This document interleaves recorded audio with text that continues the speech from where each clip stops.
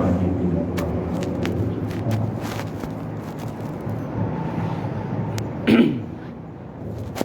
Bismillahirrahmanirrahim. Ta'allum wa ta'lim wa ibarat wa istighfar wa tadhakkur wa tadhkirah wa nafa'a wal intifa'a wal hatta 'ala at-tamassuki bi kitabillahi wa sunnati rasulih wa da'wata ila al-huda wa dalalata 'ala al-khair bi shrahli sadri wa yassir li amri wa hlul 'uqdatan min lisani yafqahu qawli rabbi zidna 'ilman nafi'an warzuqna fahman sadiqan wa sallallahu 'ala sayyidil mursalin walhamdulillahi rabbil 'alamin. Assalamualaikum warahmatullahi ta'ala wabarakatuh. Bismillah walhamdulillah wassalatu wassalamu ala rasulillah Sayyidina wa maulana Muhammad ibn Abdullah wa ala alihi wa sahbihi wa mawalah. Alhamdulillah, kembali kita duduk bersama di masjid yang mulia. Mudah-mudahan Allah muliakan kita dunia akhirat. Tidak lupa untuk selalu bersalawat dan salam, mudah-mudahan husnul khatimah, masuk surga tanpa hisab bersama Nabi Muhammad dan para sahabat. Alhamdulillah, kita duduk kembali sekian 1 bulan, 2 kali pertemuan. Mohon maaf, Habib pulang kampung. Alhamdulillah, kita bertemu kembali dalam keadaan sehat walafiat. Maka kita akan lanjutkan pelajaran kita seperti biasa, mafahim yajibu an tusahhah, pemahaman-pemahaman yang harus diluruskan, sampai kepada bab masa ada yang ingat?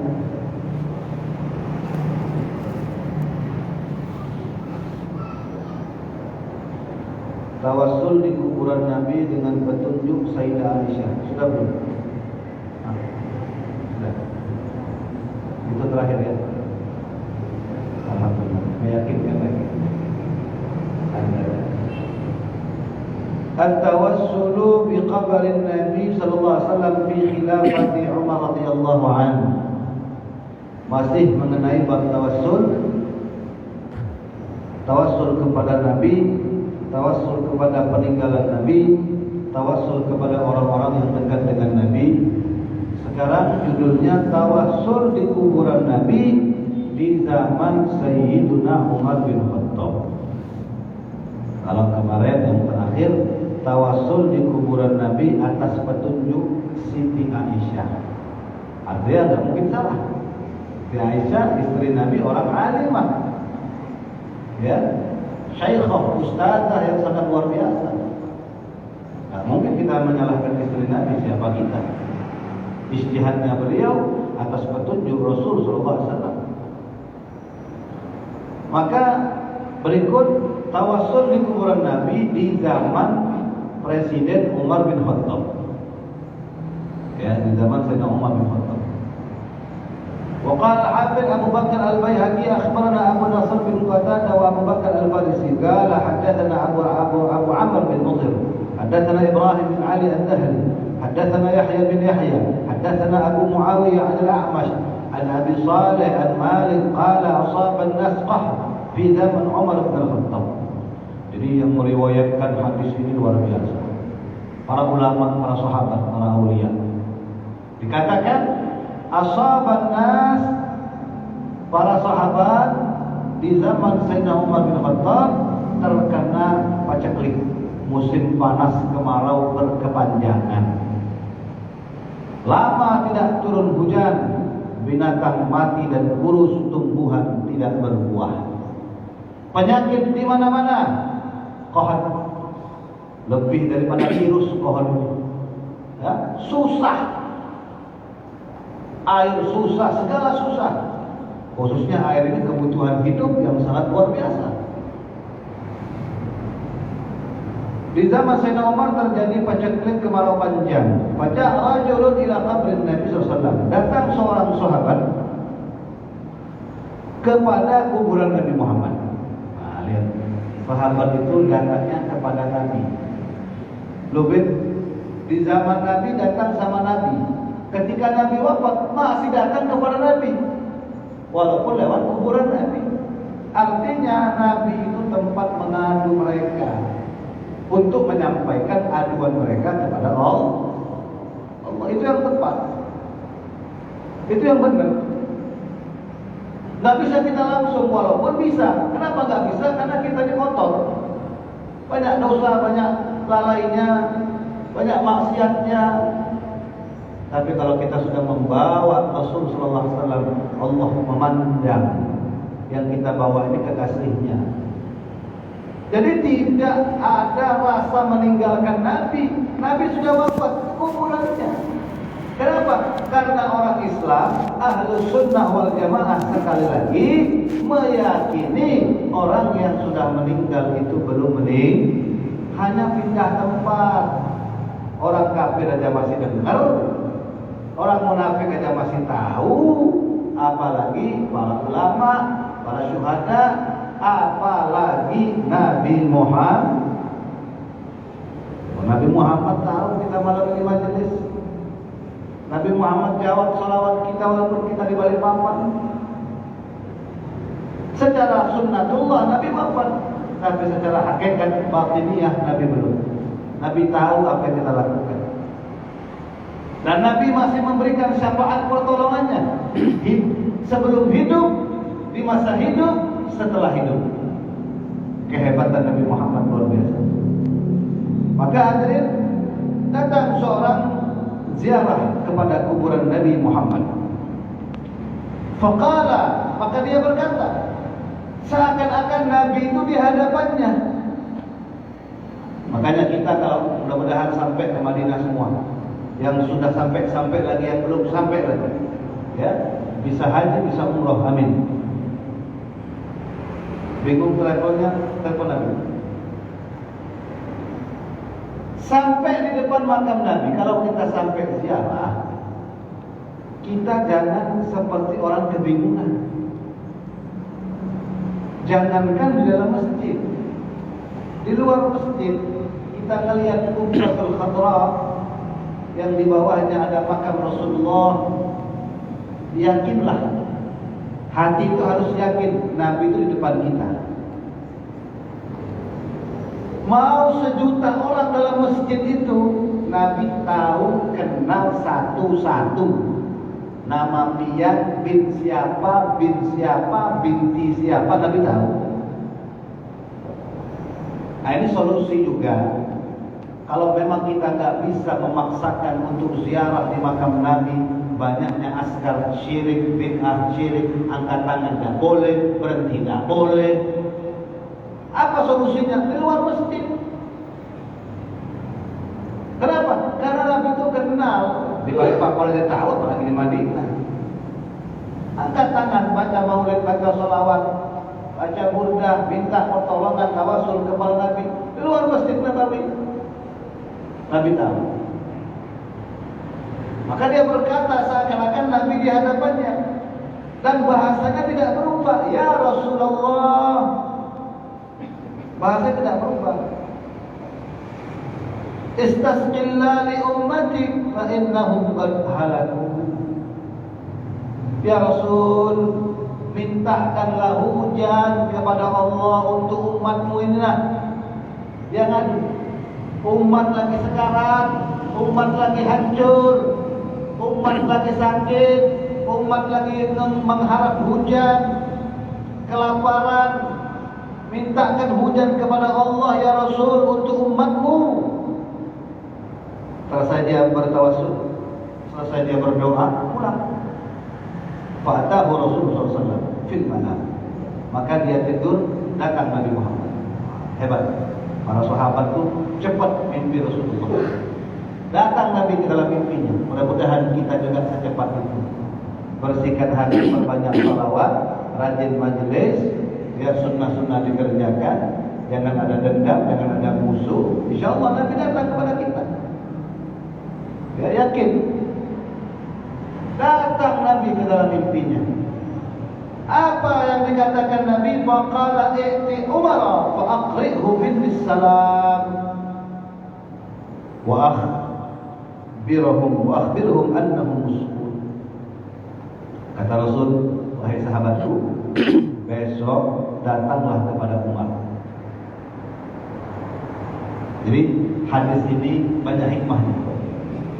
Besok datanglah kepada Umar, fa'aqrihu minni salam, katakan kepada Umar aku kirim salam padanya. Subhanallah. Nabi selalu mengingat sahabat. Sampaikan salam untuk Umar dan katakan mereka akan diberikan hujan. Ya, diberikan hujan. Wa qul lahu 'alaika bil kayyis al-kayyis. Maka sahabat dia datang kepada Umar besok. Ketika datang, ya Allah, ma'alwi illa ma'ajaztu an. Sayyidina Umar tetap meminta kepada Allah. Aku enggak mampu apa-apa ya Allah, aku ini lemah. Kecuali ada harapan berkah Nabi Muhammad SAW. Maka dari hadis isnad sahih yang disebutkan dalam kitab Al-Hafidz Ibnu Katsir fil Bidayah, ya, maka dalam hadis ini hikmahnya pertama, Nabi selalu bisa membantu dimanapun kapanpun. Pertama, jangan ragu dengan pertolongan Nabi.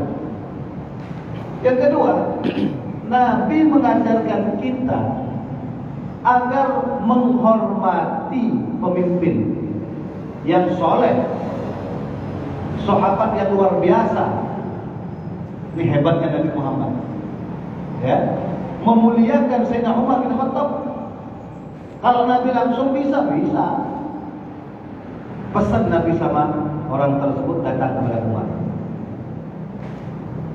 Yang kedua, keistimewaan Sayyidina Umar luar biasa. Dan yang ketiga, Nabi mengajarkan kita kalau ada apa-apa datang kepada orang soleh. Minta sama Allah melalui Nabi, ikhtiarnya kemana? Ke orang soleh. Al-ulama warasatul anbiya. Itu pesan Nabi, hikmah. Nabi itu jauh-jauh hari mengajarkan kita. Punya anak, jangan buka Google, cari nama, hancur artinya. Mentang-mentang namanya bagus, digabung bahasa Arabnya nggak ketemu. Punya anak, datang kemana? Ke orang soleh, bawa bayinya, minta doakan, minta ditahnik, minta didoakan, plus minta ditasmiyahkan. Guru apa namanya? Guru bagusnya lahirnya jam sekian, hari sekian. Laki-laki perempuan, laki-laki itu. Oh, kasih nama Muhammad. Oh, kasih nama Ali. Oh, kasih nama Abdurrahman. Kasih nama Ahmad. Ini kalau datang kepada Google, ya nama-nama artis yang keluar. Datang kepada orang yang tidak tepat, nama-nama artis yang terkenal. Waduh, kapan lahir? Tadi malam. Tadi malam Michael Jackson meninggal. Michael Jackson namanya. Hah? Nama itu pengaruh. Kalau ada apa-apa datang kepada para ulama. Nabi mengajarkan datang kau kepada Umar. Keistimewaan Sayyidina Umar itu luar biasa. Kenapa sampai dimuliakan oleh Rasulullah? Karena Sayyidina Umar betul-betul memuliakan Allah dan memuliakan Nabi Muhammad. Beliau menjabat menjadi presiden 10 tahun 6 bulan 5 hari. Dibunuh. Wah, pemimpin soleh itu pasti dibunuh, banyak musuhnya. Jadi kita jangan heran kalau ada seorang ulama yang masya Allah lillahi ta'ala banyak cobaannya. Sudah dari sananya, apalagi para habaib, kakeknya dibunuh, Sayyidina Hasan diracun, Sayyidina Husain dipenggal, Sayyidina Ali kakeknya dibunuh, lagi sholat, ditipu, ya, dikhianati. Jangan heran. Itu namanya hubbud dunya. Kenapa semua itu bisa terjadi? Cinta dunia. Padahal kalau mereka tahu tempat mereka itu 1 kali 2 kain kapan belum 5 menit dibakar sama Allah. Apa nikmatnya itu? Padahal hidup itu ya di kuburan. Kuburan itu tempat pertama kali kita hidup. Hidup yang hakiki itu ya setelah mati. Karena setelah mati gak ada kematian. Orang salah sekarang. Mau nikmat hidup yang ada matinya. Mau susah dalam kehidupan yang tidak ada matinya. Ya teman Fir'aun, Qarun, Abu Lahab, Abu Jahal. Maka hadirin yang dimuliakan Allah SWT, Sayyidina Umar ini luar biasa. Kenapa? Begitu dimuliakan oleh Nabi Muhammad. Pertama, beliau sahabat. Kedua, mertua Nabi Muhammad. Ketiga, banyak sekali ayat-ayat suci Al-Quran turun disebabkan Sayyidina Umar. Ayat khamar, ayat hijab dan sebagainya. Bahkan hadirin, seluruh alam semesta mengenal Sayyidina Umar bin Khattab. Ketika beliau wafat terjadi gelap gulita. Gelap, kayak mau kiamat. Anak kecil bertanya kepada abahnya, "Aqamatil qiyamah?" "Pak, mau kiamat kan?" "Gelap, serem." Apa kata bapaknya? "La, al-an qad mata Umar." Hari ini Sayyidina Umar dibunuh. Hari ini kematian Sayyidina Umar bin Khattab. Sedih alam semesta. Siapa yang membunuh? Abu Lu'lu'. Ya, Abu Lu'lu'. Tapi Abu Lu'lu' ini diziarahi kuburannya, dimuliakan sama orang-orang Syiah. Karena orang Syiah benci sama Sayyidina Umar. Makanya kalau orang kumul, ya, melihat kuburan Abu Lu'lu' ini dikiranya wali, padahal walu. Wali sekalinya Abu Lu'lu' ini banyak yang ziarah, padahal kafir yang membunuh Sayyidina Umar. Kenapa dimuliakan? Karena orang Syiah benci sama Umar bin Khattab. Sayyidina Umar itu salah semua. Sayyidina Umar sholat duha dibilang subuh kesiangan. Sayyidina Abu Bakar mereka benci. Mereka membenci para sahabat. Hati-hati. Ini kelompok-kelompok Syiah sudah mulai masuk kalpin sudah beberapa puluh tahun belakangan ini. Di Samarinda luar biasa banyaknya kelompok Syiah. Balikpapan ada, hati-hati. Jangan salah berburu, jangan salah ikut majelis. Ada majelis mencaci maki sahabat, tinggalkan. Daripada kamu ditinggalkan Nabi di akhirat. Pilih mana? Duitnya banyak. Mohon maaf, Salafi, Wahabi, Syiah itu banyak duitnya. Jadi kalau mau kaya ikut gabung sana, kaya. Dananya kecucuran dari Saudi, dari Iran. Hati-hati. Ya. Di majelis saja, jangankan ustadznya, jamaahnya kasih duit. Dapur aman, sembako aman, duit bulanan listrik aman. Tapi kita kafir, mencaci maki sahabat. Yang dicaci ini mertua Nabi. Bahkan kalau kita lebih serem lagi dengarnya kalau mereka mencaci Siti Aisyah. Luar biasa. Sayyidina Abu Bakar, Siti Aisyah dimaki-maki, istri Nabi. Syahadatnya beda, sholatnya beda, pakai batu. Di tempat sujud itu ada batu warna hitam. Nah, itu hati-hati. Ya. Sholatnya beda, syahadatnya juga beda, waktu sholatnya pun beda. Kalau kita 5 waktu, dia 3 waktu. Maka hadirin yang Allah muliakan, Sayyidina Umar ini luar biasa, ditakuti oleh alam semesta, tunduk kepada Sayyidina Umar karena beliau tunduk kepada Allah. Makanya orang yang tidak takut selain Allah semuanya takut. Ketakutannya hanya kepada Allah. Mau miskinkah, mau laparkah, mau susahkah, yang penting Allah ridha, bismillah. Itu saya tahu. Qauluhul haq walau kan murrah. Pahit tapi benar. Bayangkan hadirin, ada satu sahabat namanya Khalid bin Walid. Khalid bin Walid ini gelarnya Saifullah, pedangnya Allah, yang memberi gelar Nabi Muhammad. Dia Saifullah, pedangnya Allah. Tidaklah beliau perang mengangkat pedang 115 bandingnya. Orang kalau melihat Khalid itu mending kabur daripada berhadapan sama Khalid. Biar keroyokan tak berani, pasti mati. Makanya kata Nabi, pian ini Saifullah, Saifun bin Suyufillah, pedang dari pedangnya Allah. Ketika kafir hebat, ketika Islam lebih hebat lagi.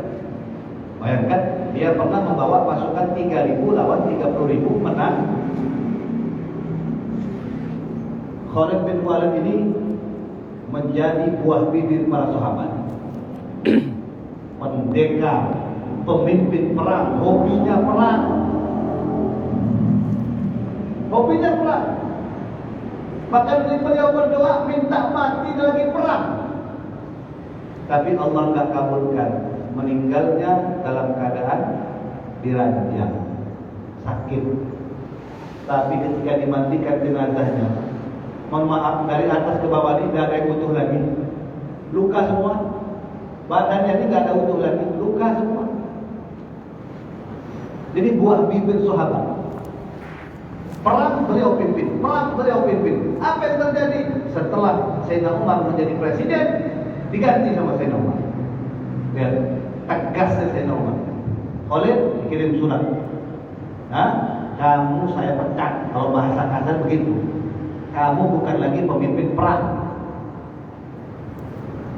Coba kalau kita digituin, kita ini buah bibir pemimpin diturunkan, marah kita. Tapi Sayyidina Umar melakukan hal itu bukan semata-mata karena iri. Beliau lebih hebat lagi.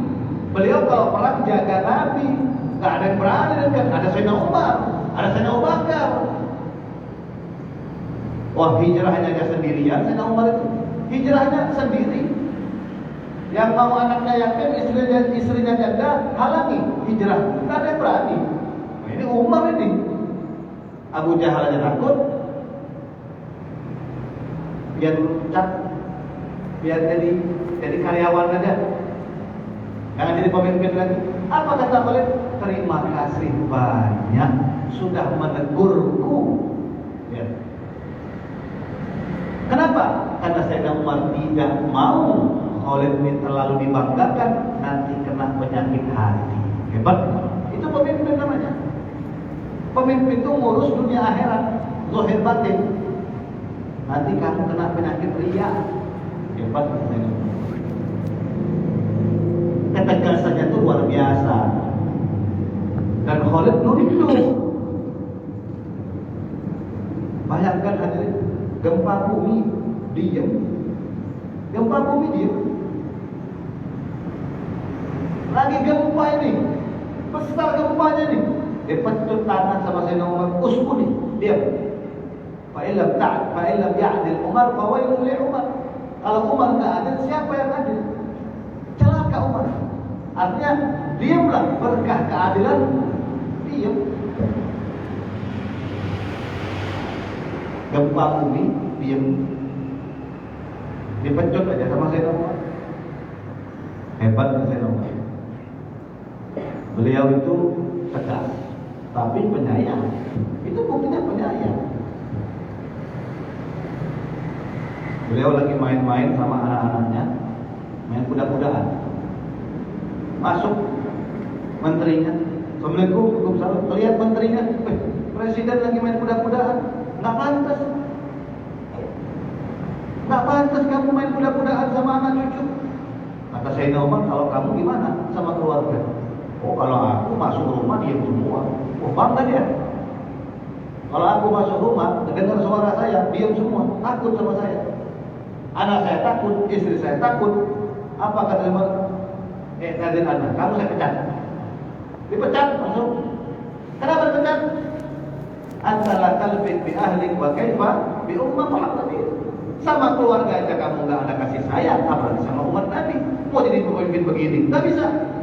Kamu pecat jadi menteri, sama keluarga aja nggak sayang, apalagi sama umat Nabi. Pemimpin itu penyayang, hadirin, mencarikan solusi, itu pemimpin.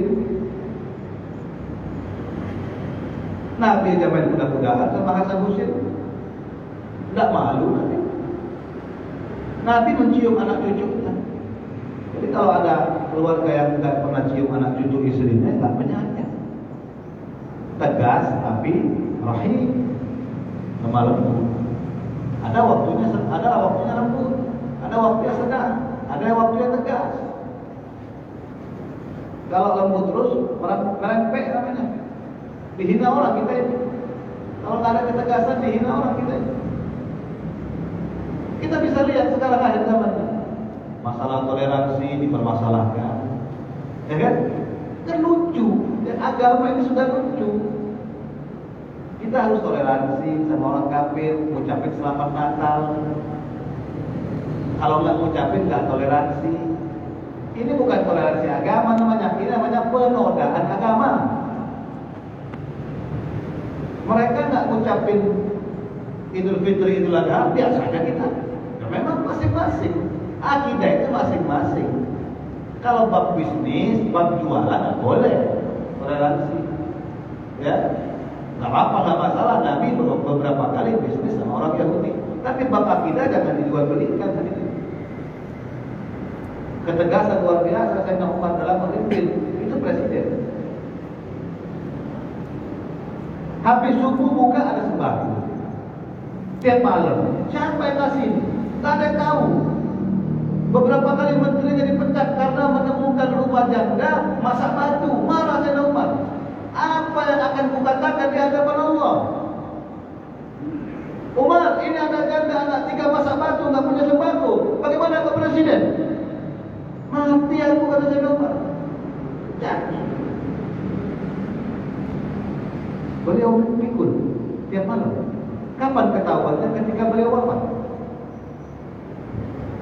Bahu beliau ini banyak bekas mengangkat barang-barang berat, gandumnya, sembako. Setelah Sayyidina Umar meninggal, tidak ada lagi sembako habis subuh. Ketahuan. Itu namanya sedekah sembunyi-sembunyi. Itu namanya pemimpin rela lapar, yang penting rakyat kenyang. Tahu Bapak, di dalam jubah Sayyidina Umar itu ada 14 jahitan. Ini jubahnya presiden, pakaian presiden, 14 jahitan dari tulepah kurma. Radhiyallahu anhu.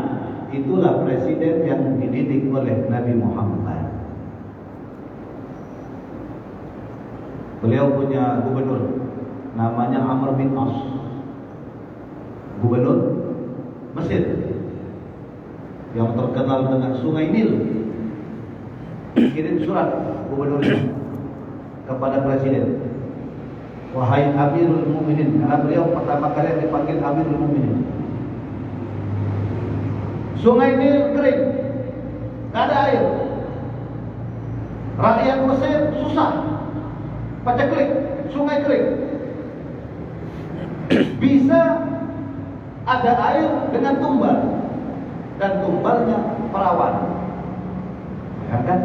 Perawan disembelih, dicemplungkan di sungai ini, baru ada air. Bagaimana menurut presiden? Baca saya nomor. Kalau bahasa gitu, tanya sungai ini lagi. Mau pakai tumbal? Dikirim surat balik. Tapi kirim suratnya bukan untuk gubernur, untuk sungai. Sungai ini kirim surat, bayangin. Ente kirim surat sama sungai, kalau gila kita. Assalamualaikum. Ya, min Amirul Mukminin Umar bin Khattab. Amma ba'd. Dari Umar, pemimpin presiden, amma ba'd.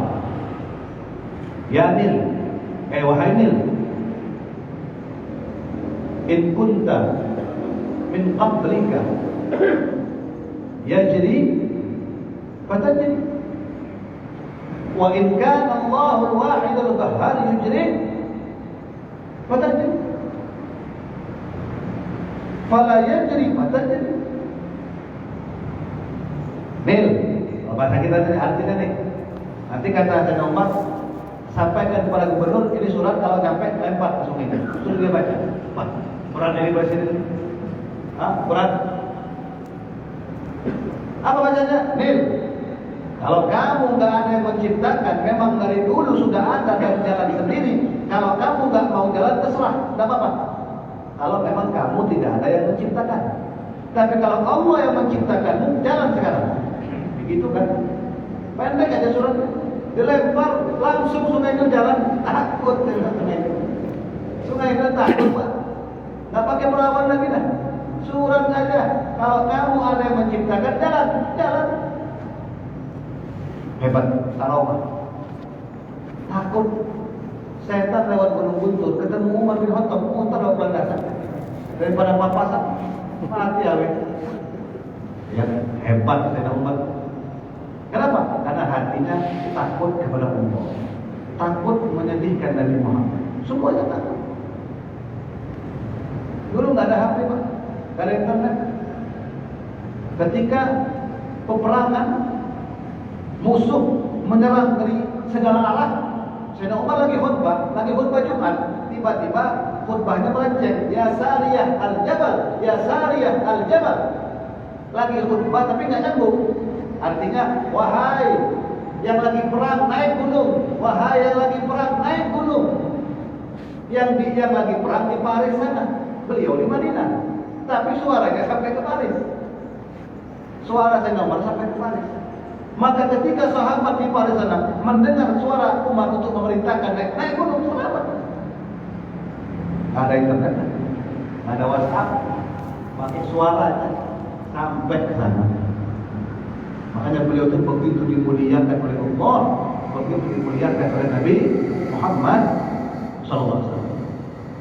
Beliau itu punya kebiasaan dua, kadang senyum sendiri, kadang nangis, tapi banyak nangisnya. Kenapa?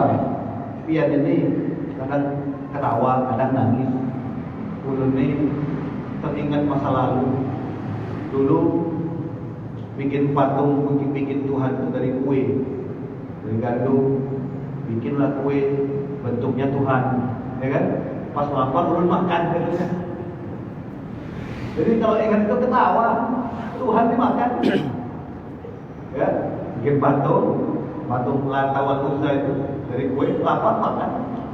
Tuhan dimakan. Ketawa dia. Kalau ingat itu ketawa. Tapi kalau nangis kenapa? Enggak, dari dulu masih Islam. Ya, banyak dosa-dosa yang pernah beliau perbuat. Subhanallah. Beliau itu semalam sholatnya 2 rakaat aja, tapi sampai subuh. Yang dibaca 1 ayat diulang-ulang sampai pingsan. Kata Sayyidina Umar, in a'dil muhasib wa in adlil muhakib. Aku ini jadi presiden, kalau aku adil tetap dihisab. Kalau aku zalim, tambahnya diazab. Adil aja dihisab, apalagi tambahnya diazab. Inimtu nahari Allah terra'iyah, wa inimtu layali Allah nafsi. Kalau aku banyak tidur di siang hari, aku menyia-nyiakan rakyatku. Kalau aku banyak tidur di malam hari, aku menyia-nyiakan diriku. Siang untuk rakyat, malam menghamba kepada Allah. Jadi tidur ini kapan? Pikirannya hanya untuk meneruskan dakwah Nabi Muhammad. Makanya beberapa kota yang dibuka oleh Sayyidina Umar bin Khattab, beberapa negara, beliau luar biasa. Kebanggaan Rasul Sallallahu Alaihi Wasallam. Sangat sayang Nabi Muhammad dengan Sayyidina Umar. Makanya Sayyidina Umar itu khabar ketika mendengar wafatnya Nabi, ya. Yang lain sedih, nangis. Sayyidina Umar marah. Yang bilang Nabi Muhammad mati, saya penggal kepalanya. Tak terima. Lagi kacau pikiran. Yang menenangkan beliau Abu Bakar As-Siddiq, sahabat yang lemah lembut. Ya, ada yang lembut, ada yang tegas. Bukan keras, tegas. Kalau nggak tegas, Islam akan dihinakan. Jangan dikit-dikit rahmatan lil alamin, jangan. Jangan salah gunakan ayat rahmatan lil alamin. Jangan, hati-hati. Dikit-dikit wa ma arsalnaka illa rahmatan. Nabi itu rahmat, Nabi itu penyayang. Iya. Tapi apakah Nabi enggak pernah melaknat? Nabi melaknat. Hadisnya jelas, doanya jelas. Ketika mereka berkhianat kepada Nabi. Dan Bani Quraidah, tanda tangan materai 6.000. Jangan ganggu, saling ganggu di Madinah, nggak boleh. Nggak boleh. Nggak boleh ikut perang, nggak boleh ikut memasok senjata. Khianat dia, berkhianat. Ketika perang Ahzab ikut memerangi Nabi, ikut memasok senjata. Apa kata Nabi? Jangan ada yang sholat asar langsung ke Bani Quraidah. Sholat di sana. Saking marahnya Nabi. Apa yang terjadi? Yang laki-laki penggal, yang anak-anak, ibu-ibu usir. Tegasan. Ini rahmat. Itu bagian daripada rahmat. Kalau mereka nggak dibunuh, nanti akan berkhianat lagi. Itu rahmat juga namanya. Nabi pernah berkata kepada sahabat, Manli Ibn Khalid Al-Hudani, Man, siapa yang mau membunuh untukku Ibn Khalid Al-Hudani? Coba. Nabi mengatakan, siapa yang mau membunuh untukku? Itu bunuh itu. Nabi nyuruh bunuh. Kata Abdullah bin Unes, saya ya Rasulullah. Berdiri sahabat namanya Abdullah bin Unes. Saya membunuhnya. Ciri-cirinya bagaimana? Kata Nabi, ciri-cirinya kayak setan. Ya, mukanya, tanda-tandanya. Nanti kamu lihat sendiri. Dan kamu mengakulah dari Khuza'ah. Diajarkan sama Nabi. Jangan ngaku dari Madinah, ngaku dari Khuza'ah. Kenapa? Karena al-harbu khud'ah. Perang itu di budaya politik. Kalau itu nggak berpolitik, perang mati. Nabi mengajarnya. Nabi dulu bunuh. Kenapa? Rahmah bukan Nabi jahat. Kenapa? Kalau ini nggak dibunuh, maka akan merusak yang lainnya. Itu bagian daripada rahmah. Dibunuh. Ya, dapat ngaku dari Khuza'ah, ngobrol-ngobrol lagi tidur dipenggal, bawa kepalanya. Inikah ya Nabi? Betul. Abdullah bin Unes bawa kepalanya. Supaya apa? Kalau salah, bunuh lagi yang lain. Hebat. Jadi banyak sekali cerita-cerita tentang ketegasan Nabi Muhammad SAW. Maka ini yang ditiru oleh Sayyidina Umar bin Khattab. Maka hadirin dimuliakan Allah, Islam butuh lemah lembut, butuh ketegasan. Kenapa? Karena itu semua daripada ajaran Rasul Sallallahu Alaihi Wasallam. Yang kita inginkan satu, mati syahid dalam ridho Allah.